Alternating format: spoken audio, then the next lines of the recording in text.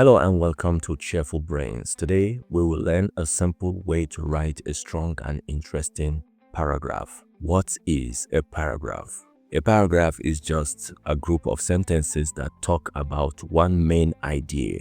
It is like a mini story with a beginning, middle, and end. So we are going to learn the three parts of a good paragraph, and the format we're going to use to learn this is called TSE. That means T stands for topic sentence, S stands for supporting sentences, and E stands for ending sentence.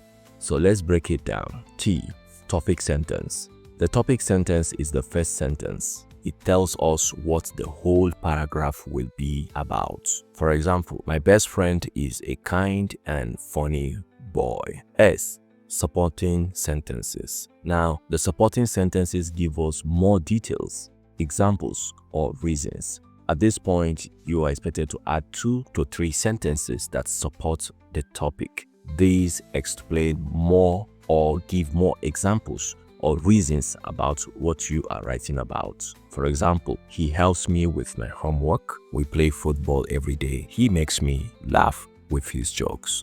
That is a good example of supporting sentences. E, ending sentence. This is the last sentence. It closes the paragraph. The ending sentence concludes everything. It reminds us of the main idea. For example, that is why I enjoy spending time with him. You can see this concludes the paragraph. Let's take a full example of a paragraph using the TSE format. So listen and follow along. My best friend is a kind and funny boy. He helps me with my homework. We play football every day. He makes me laugh with his jokes. That is why I enjoy spending time with him. This full example captures the topic sentence, which is the first one, the first line of the sentence there. It has the topic sentence. It has the supporting sentences, which runs from he helps me with my homework down to where we have he makes me laugh with his jokes, and we have the ending sentence, which is that is why I enjoy spending time